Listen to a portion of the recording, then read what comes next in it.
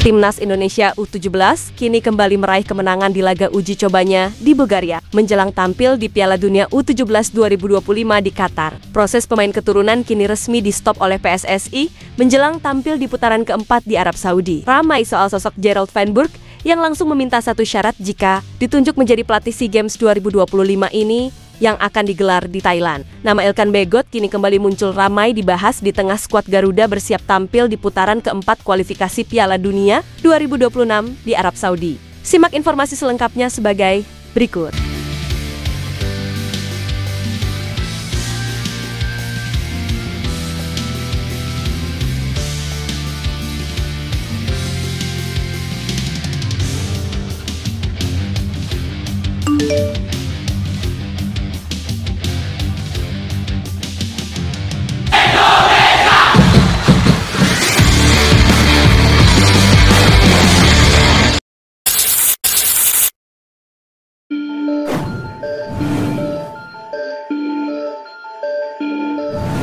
Pelatih Timnas Indonesia U23 yaitu Gerald Van Burg kini disebut meminta satu syarat khusus apabila dipercaya melatih skuad Garuda yang akan tampil di SEA Games 2025 di Thailand, di mana Gerald Van Burg mau pemusatan latihan dilakukan jangka dengan panjang. Hal ini disampaikan dirinya setelah Timnas Indonesia U23 gagal mentas di Piala Asia U23 di tahun depan, di mana kekalahan 0-1 dari Timnas Korea Selatan di laga terakhir grup J memastikan skuad Garuda Muda terdepak. Untuk ke program ke arah SEA Games, ya kalau misalnya kita cuma mendapatkan U23, hanya mendapatkan seperti sekarang yang kita cuma seminggu berlatih untuk menghadapi turnamen. Atau seminggu nanti 5 hari sebelum SEA Games, saya tidak mendapatkan waktu. Ya kami mungkin akan mendapatkan hasil yang sama, kata Gerald Van Burg yang juga pernah juara Liga Champions ini. Ia pun kemudian membandingkan situasi yang dialaminya dengan yang dijalani pelatih Nova Arianto bersama Timnas Indonesia U17.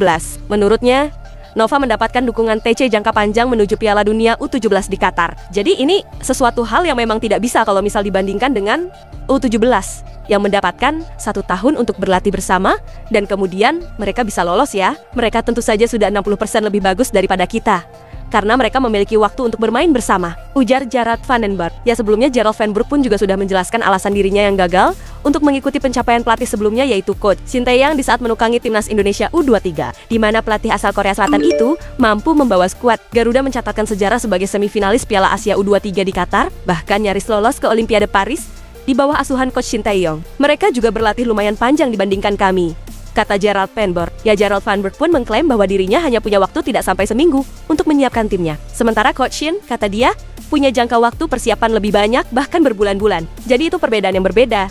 Dilihat kalau kita cuma berlatih selalu 5 hari, mereka bisa berkumpul 2-3 bulan.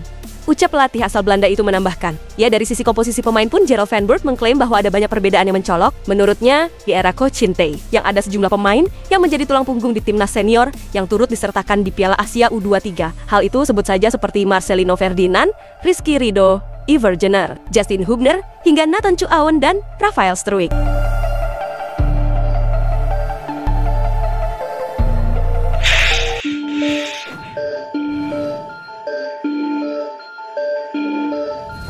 Timnas Indonesia U17 kini sudah memulai tur uji coba mereka di Bulgaria dengan hasil meyakinkan, di mana skuad Garuda Asia menghajar PFC Septemfri Sofia U17 dengan skor telak 6-0 di laga uji coba tertutup tersebut yang digelar pada minggu kemarin di Sofia. Hasil gemilang ini pun menjadi dorongan moral yang sangat berarti bagi tim asuhan Nova Arianto di persiapan menuju Piala Dunia U17 yang akan digelar di Qatar pada 3-27 November mendatang. Ya dalam pertandingan itu Nova Arianto memberi kesempatan tampil kepada beberapa pemain diasporanya, di mana Mike Rajasa, yaitu kiper muda Akademi FC Utrecht asal Belanda, dipercaya menjadi starter di bawah Mister Gawang, menggantikan Dava Setiawarman. Kehadiran Mike pun menjadi sorotan mengingat sebelumnya ia gagal tampil di Piala Kemerdekaan karena terkendala administrasi dan izin dari klubnya. Selain Mike Rajasa, ada juga Lucas Lee yang ikut tampil sejak menit awal, di mana gelandang muda berbakat itu menunjukkan performa impresifnya dalam mengatur serangan skuad Garuda Asia. Sementara itu ada juga Nicholas Indra, MJ San, pemain keturunan Norwegia yang ikut dimainkan di babak kedua sebagai pemain pengganti dan langsung memberikan kontribusi positifnya. Ya sejak menit awal Timnas Indonesia U17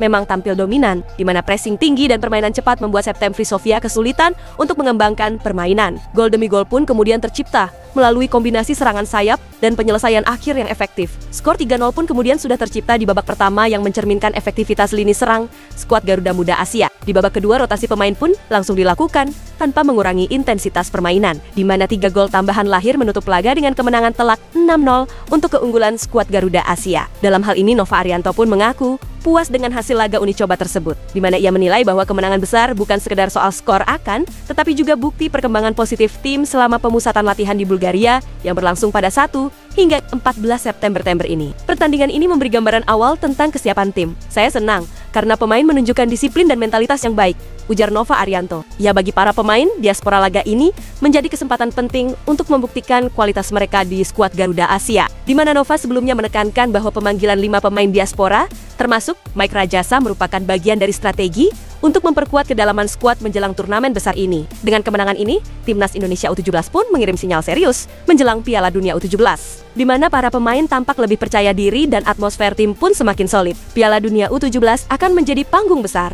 Kami ingin Indonesia tampil kompetitif. Hasil uji coba ini memberi energi positif untuk terus bekerja keras, tambah Nova Arianto. Ya, kemenangan telat atas Septem Sofia pun menjadi langkah awal yang manis di dalam rangkaian uji coba di Bulgaria, di mana skuad Garuda Asia masih akan menjalani beberapa laga uji coba lain sebagai bagian dari persiapan menuju ke Qatar. Dengan kombinasi pemain lokal dan diaspora, serta dukungan penuh dari masyarakat Indonesia, maka skuad Garuda Muda Asia diharapkan mampu mencatatkan prestasi gemilang dan berhasil mengharumkan nama bangsa di kancah dunia.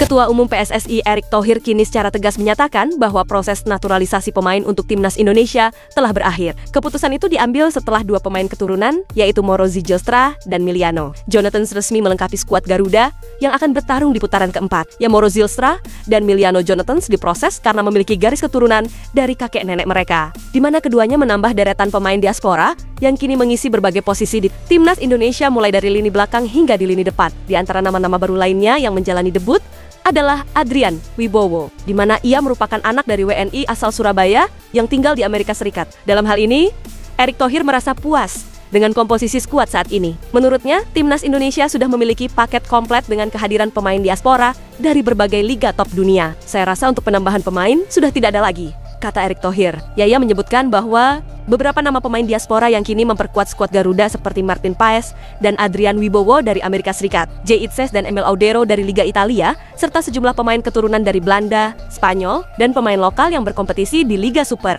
Ini semua pemain saya rasa sudah tebal. Diaspora dari Belanda sudah ada, diaspora dari Amerika sudah ada, dari Italia sudah ada, dari Spanyol ada. Dari Liga pun banyak sekali pemain yang diberi kesempatan, jelas Erick Thohir.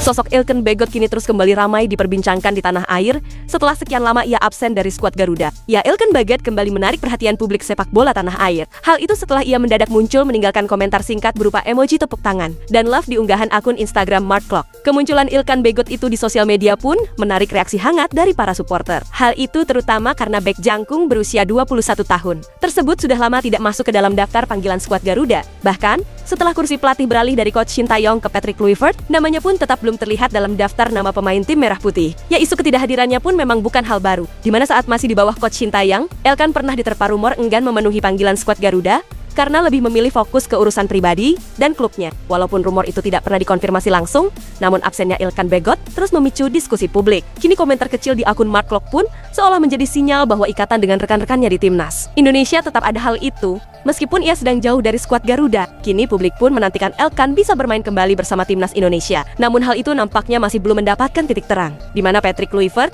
hingga kini belum memasukkan namanya ke dalam daftar skuad terbarunya kemarin. Padahal banyak pihak menilai bahwa keberadaan Ilkan Bagot bisa menambah kualitas pertahanan skuad Garuda yang kini dipimpin oleh Jay Itzes. Itulah ulasan terkini hangat dan menarik yang dapat kami sajikan hari ini. Jangan lupa dukung terus tim Merah Putih di channel ini dan salam olahraga.